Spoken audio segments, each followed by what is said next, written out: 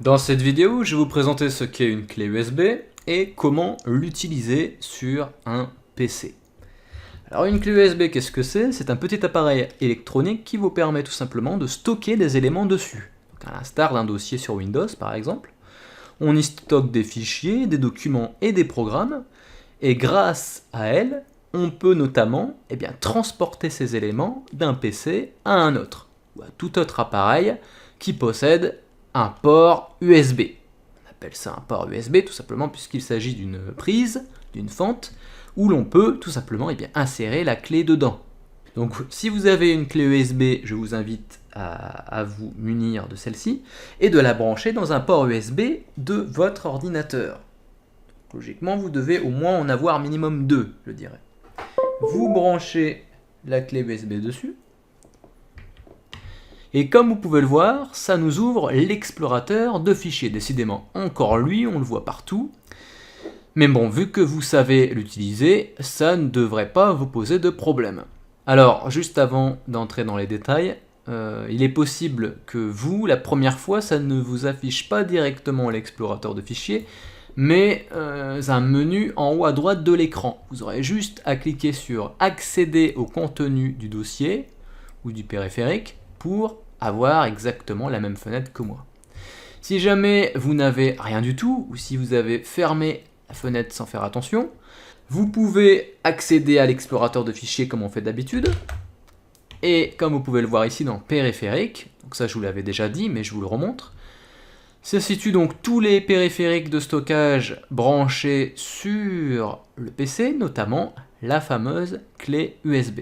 Vous avez juste à double-cliquer dessus pour y accéder.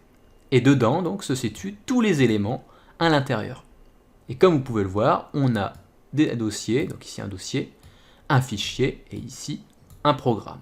Ça marche exactement comme un dossier sur Windows.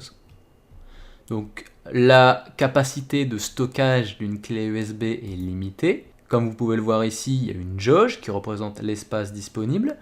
Ici, donc 8,14 Go de libre sur 14,9 Go.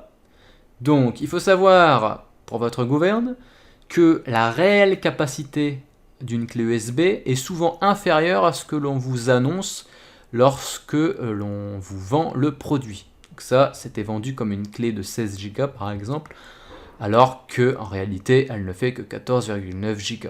D'ailleurs, je ne vous l'ai pas dit, mais GO, ça veut dire giga, gigaoctet. Il faut savoir que l'unité informatique, c'est l'octet. L'octet, ensuite nous avons le kilo-octet. Alors il faut savoir que 1000 octets environ fait 1 kilo-octet. 1000 kilo-octets font 1 mégaoctet. Ensuite, 1000 mégaoctets font 1 gigaoctet. Donc voilà, on les a, nos gigaoctets. Et ensuite, on peut même aller au téraoctet, les TO. 1000 gigaoctets, ça fait 1 téraoctet. Vous trouverez dans le commerce des disques durs ou des SSD vous permettant de stocker jusqu'à ces ordres de grandeur. Plus vous en avez, mieux c'est. Mais plus c'est cher, évidemment. Bien, ceci étant dit, on va retourner dans la clé USB. Donc il faut savoir que vous pouvez y stocker ce que vous voulez et notamment déplacer les éléments de votre clé USB à votre PC et vice versa, avec les techniques qu'on connaît déjà, c'est-à-dire le drag and drop et le couper, copier-coller par exemple.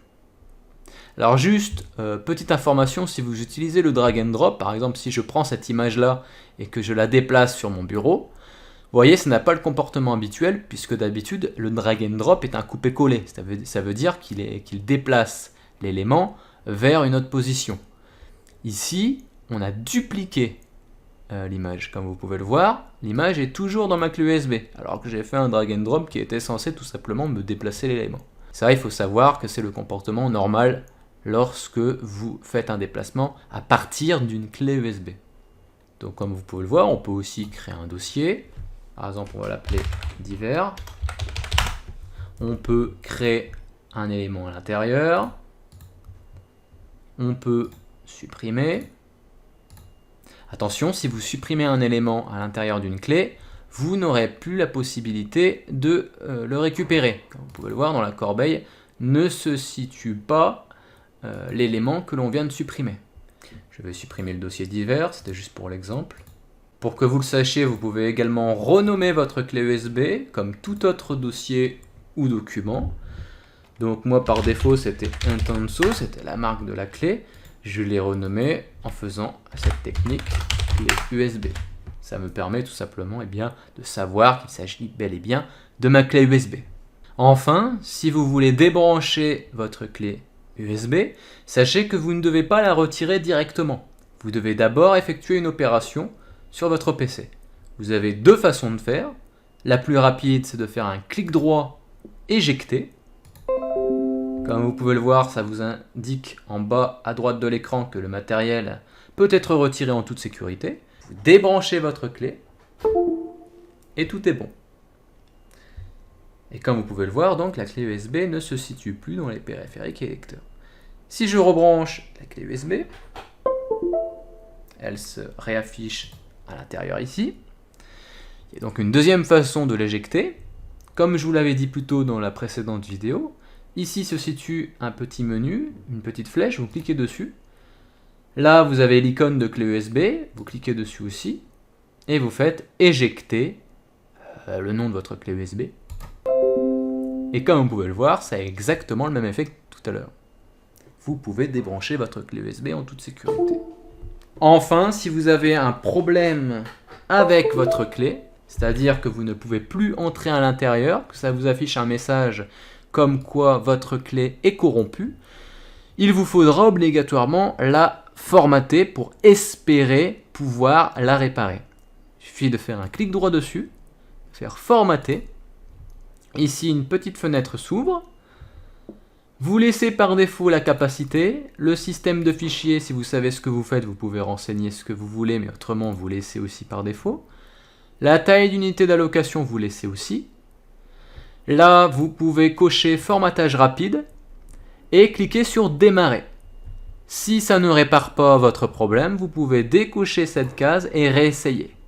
Et enfin, si votre clé USB est toujours inutilisable, dans ce cas-là, il faudra vous en procurer une nouvelle. Sachez que le formatage supprimera tout ce qu'il y a sur votre clé. Donc ne formatez pas votre clé USB si vous ne souhaitez pas perdre vos documents dessus. Le formatage n'est à utiliser que en cas de pépin. On en a fini avec la clé USB.